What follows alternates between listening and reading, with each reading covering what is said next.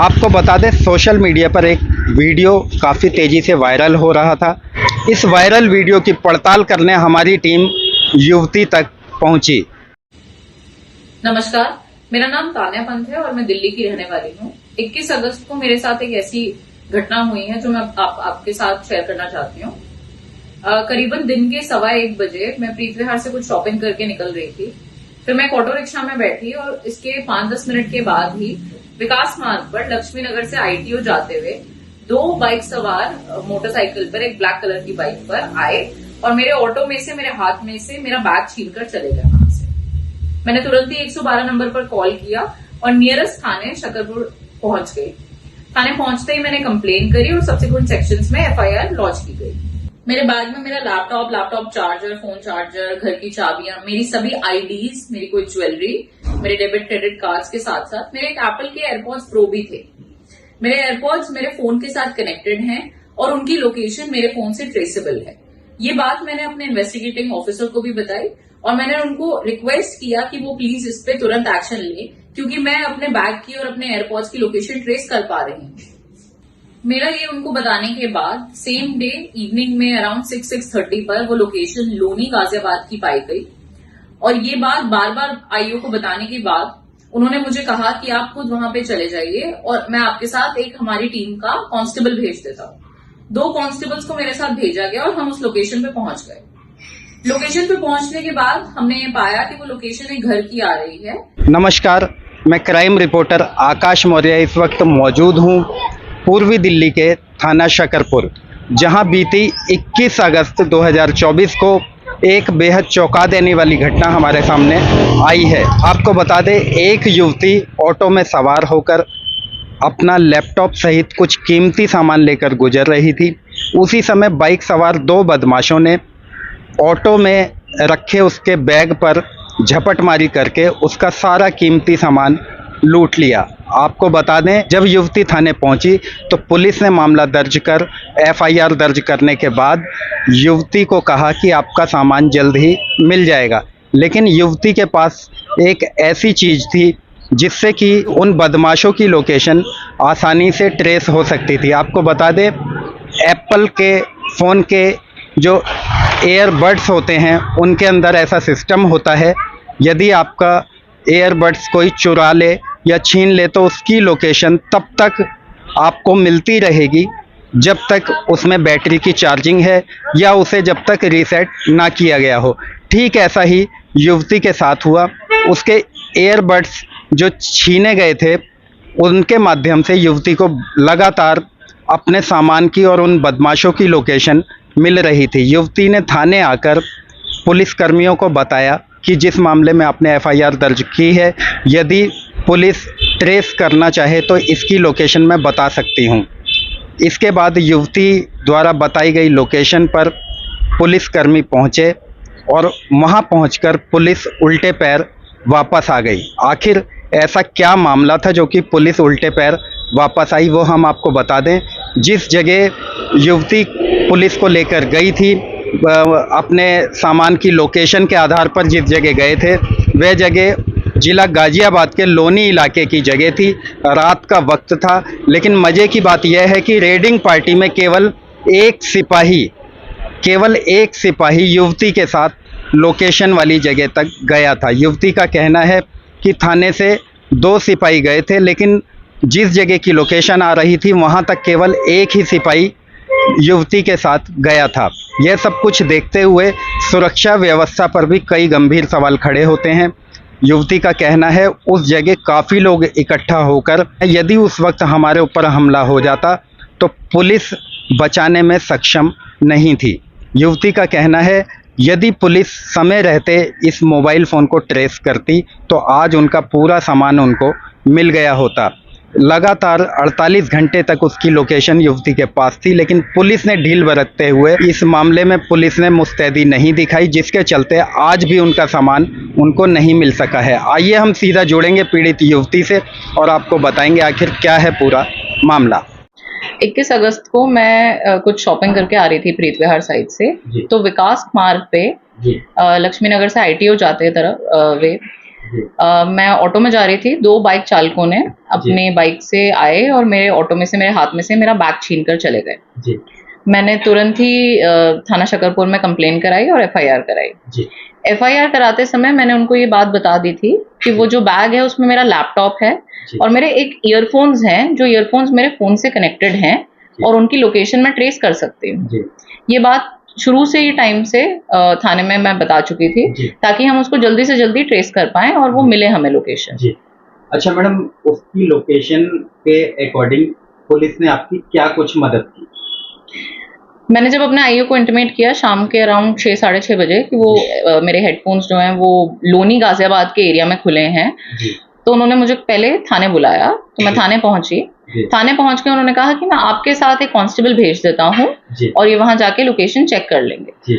ये बात मुझे थोड़ी सी शॉकिंग लगी कि रात के टाइम पर एक लड़की के साथ एक कांस्टेबल अकेले, वो भी लोनी जैसे एक एरिया में, उसका क्या ही हमारा रिजल्ट निकलेगा ना, क्योंकि वो सेफ भी नहीं है एरिया।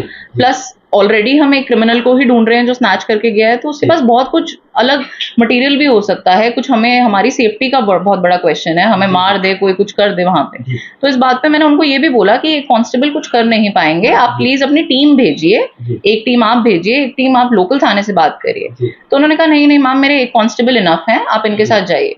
फिर भी मैं बहस करती रही। उसके बाद उन्होंने एक कांस्टेबल मेरे साथ और दिया टीम में, तो एक सिविल में दिए उन्होंने कांस्टेबल, एक यूनिफॉर्म में मुझे दिए। अच्छा, जब मौके पर आप जहाँ पहुंचे, जहाँ की लोकेशन आ रही थी, तो उस समय आपके साथ दो कांस्टेबल गए थे या एक अकेला गया? एक कांस्टेबल बाहर मेन रोड पे करीब 600 मीटर के बाहर, मतलब मेन लोकेशन से बाहर गाड़ी में बैठे हुए थे, वो कांस्टेबल यूनिफॉर्म में थे। मेरे साथ एग्जैक्ट लोकेशन तक एक कांस्टेबल गए हैं जो सिविल में थे, सिविल ड्रेस में थे और उनके पास कोई वेपन भी नहीं था। क्या लोकल थाने से उन्होंने किसी पुलिस को सूचना दी या कोई फोर्स ली अपने साथ? नहीं सर, हमारे पास लोकल थाने से कोई फोर्स नहीं थी, कोई टीम नहीं थी लोकल थाने की। लोकेशन पर पहुंचने के बाद वहां पर किस तरह के हालात थे? क्या वहां पर कुछ भीड़ इकट्ठी हो गई थी या आपको जो आपकी लोकेशन पे जिस सामान को आप ढूंढने गए थे वो आपको वहां पे मिल पाया? क्या सिनेरियो? जब हम लोकेशन पे पहुंचे तो वो एक बहुत कंजस्टेड रेजिडेंशियल एरिया था, वहाँ बहुत सारे घर थे और जैसे ही हमने उस गली में एंटर किया तो लोकल्स ने नोटिस किया कि कुछ अननोन लोग गली में एंटर हुए हैं। तो वो आपस में पहले थोड़ा दूर से देख रहे थे हमको, फिर जैसे ही हम थोड़ा सा और गली के अंदर गए एग्जैक्ट लोकेशन ढूंढने के लिए, तो वहां के सभी लोकल्स इकट्ठे होकर आ गए। उसके बाद हम वापस आने लगे तो उन्होंने पीछे से हमें आवाज लगा के बुलाया कि तुम कौन हो, हमारी गली में क्या कर रहे हो, क्या कैसे है, वो हमें धमकाने लग गए। इनिशियली जो मेरे साथ कांस्टेबल गए थे उन्होंने उनको बोला कि मैं कुछ लोकेशन ढूंढ रहा हूँ और ट्राई किया कि वो उतने में कन्विंस हो जाए, बट फिर वो और ज्यादा बदतमीजी करने लग गए। तो सर ने फिर फाइनली बोला कि मैं दिल्ली पुलिस से हूँ और एक केस के उसमें मैं लोकेशन ढूंढ रहा हूँ। मैडम, क्या लगता है यदि उस जगह आपके ऊपर कोई हमला हो जाता तो क्या आप वहाँ सेफ महसूस कर रहे थे? क्या मैं वहाँ बिल्कुल भी सेफ महसूस नहीं कर रही थी और ये बात मैं जाने से पहले भी अपने आईओ साहब को फोन पे बोल चुकी थी कि वो एरिया अच्छा नहीं है, आपको पूरी टीम भेजनी चाहिए। इसलिए भी, और जब हम वहाँ लोकेशन पे पहुंचे सर तो भी हमने देखा कि वहां उस टाइम कुछ भी हो सकता था, क्योंकि वो वहां पे 15-20 जने, वो भी लोकल, इकट्ठे सारे हो गए थे और हमारे साथ कोई टीम ऐसी, कोई वेपन वाला फोर्स नहीं था, कोई हमारी सेफ्टी का बिल्कुल ध्यान नहीं रखा गया। जो इनफैक्ट मेरे साथ जो कांस्टेबल गए थे वो खुद डर गए थे वहां लोकेशन देख के। जी। अच्छा मैडम, क्या लगता है कि यदि समय रहते पुलिस सही कार्रवाई करती तो आपका जो कुछ सामान छीना गया था वो आपको मिल सकता था? 100% मिल सकता था सर। 2 दिन तक मेरी लोकेशन ट्रेस हो पा रही थी उसकी, और कंटिन्यूअसली जब हम उस लोकेशन पे पहुंचे 21 तारीख की रात को, उसके बाद भी वापस आने के बाद भी उसी घर की लोकेशन आ रही थी, अगले दिन भी वही सेम लोकेशन आ रही थी और मैं कंटिन्यूअसली ट्राई कर रही थी कि मैं कैसे ना कैसे करके इस बात को अपने आईओ तक पहुंचाऊं। मैंने उन्हें कॉल्स भी करे, मैं सुबह 6-7 बजे भी उनको कॉल किया पर वो, उनका फोन अनअवेलेबल था। उसके बाद उन्होंने 10:30, 9, साढ़े 9, 10 बजे भी मुझे कॉल बैक करके पूछा कि आप मैम क्या कह रहे थे। मैंने तब भी उनको बोला कि सर अभी भी लोकेशन वहीं की आ रही है, तो आपके पास स्टिल अभी भी टाइम है कि आप जाइए और उसको पकड़िए। उसके बावजूद सर किसी को वहां पकड़ा नहीं गया। अगर इनिशियल 24 आवर्स में या 48 आवर्स में जब तक वो लोकेशन वहीं पे आ रही थी तब तक पुलिस कुछ कार्रवाई करती तो मेरा सामान डेफिनेटली मिल सकता था। क्या लगता है ऐसे काफी मामले ऐसे होते होंगे जिनमें पुलिस की ढील के चलते लोगों का सामान लूट जाता है और उन्हें वापस नहीं मिलता? बिल्कुल 100% ऐसे ही होता है सर। और मतलब इसमें एक मेजर बात ये भी है कि जैसे जब मैं थाने में आ रही थी, कंप्लेन करा रही थी, रेगुलर उनसे टच में थी, तो मुझे कई बार ये भी बोला गया कि हम किसी और केस में बिजी हैं, हम कोई मर्डर केस में बिजी हैं। तो मेरा ये कहना है कि अगर आप किसी और केस में बिजी होंगे तो एक स्नैचिंग का केस आपके लिए इंपॉर्टेंट नहीं है, या आप एक ही केस में पूरा थाने की टीम लग जाएगी क्या? आप दूसरे केसेस देखेंगे ही नहीं बिल्कुल भी। जबकि इतनी क्रूशियल इन्फॉर्मेशन, एक चोर की लाइव लोकेशन होना बहुत क्रूशियल इन्फॉर्मेशन है, उसके बावजूद कोई एक्शन नहीं लिया गया। मैडम, हमारे चैनल के माध्यम से दिल्ली पुलिस के तमाम आला अधिकारियों से आप अपने साथ घटी घटना को लेकर क्या कहना चाहेंगे? मैं सर उनसे यही अपील करूंगी कि जब आपके पास टाइम होता है आपको तुरंत एक्शन लेना चाहिए। जैसे मेरे केस में आपके पास लाइव लोकेशन थी, तो तुरंत ही बिना किसी डॉक्यूमेंटेशन में फंसने के या बिना किसी एक्सक्यूजेस के आपको उसी टाइम एक्शन लेना चाहिए। अगर जरूरत है कि इसको हायर अथॉरिटीज को एस्केलेट किया जाए, जैसे जो मेरे आईओ हैं वो सब इंस्पेक्टर हैं, अगर उनको ये रिक्वायर्ड था कि वो कोई एसीपी डीसीपी से परमिशन ले तो उन्हें तुरंत फोन पे परमिशन लेनी चाहिए थी, बताना चाहिए था कि हमें लोकेशन मिल पा रही है और हम अभी रेड करके ये सामान बरामद कर सकते हैं। तो मेरी पुलिस वालों से यही रहेगी। सेकेंडली एक अपील मेरी और ये रहेगी, क्योंकि मेरे बैग में सर जो था, मेरी सारी आईडीज, मेरे काम से रिलेटेड काफी कॉन्फिडेंशियल इन्फॉर्मेशन, मेरा लैपटॉप था उसमें, मेरी सभी आईडीज में, आई कार्ड्स में मेरा घर का एड्रेस है, मेरे काम का एड्रेस है, तो ये मेरी सेफ्टी पे एक बहुत बड़ा क्वेश्चन मार्क है सर। तो मेरी सेफ्टी भी इंश्योर की जाए, और ऐसे सिमिलर केसेस में पुलिस को ध्यान रखना चाहिए कि जब तक आप कल्प्रिट को नहीं पकड़ते हैं तब तक एटलीस्ट जो कंप्लेनेंट है आप उनको सेफ्टी तो प्रोवाइड कीजिए। जैसा कि अभी आपने देखा, पीड़ित युवती हमारे बीच में थी, जिनका कहना है समय रहते यदि पुलिस इस मामले में ध्यान देती तो शायद उनका सारा कीमती सामान रिकवर हो गया होता, बरामद हो चुका होता। उनका कहना है पुलिस का ढीले रवैये के चलते उनका सामान उनको नहीं मिल सका। साथ ही उन्होंने बताया जिस वक्त उन्होंने पुलिस को लोकेशन मुहैया कराई, एयरबड्स के माध्यम से उनके पास लगातार उनके सामान की लोकेशन आ रही थी। लोकेशन मुहैया कराने के बाद भी पुलिस ने ढील बरती। अंत में जब लोकेशन आना बंद हो गई, उनके उस डिवाइस को जो कि बदमाशों के पास था, उस डिवाइस को जब रीसेट कर दिया गया तो लोकेशन आना बंद हो गई।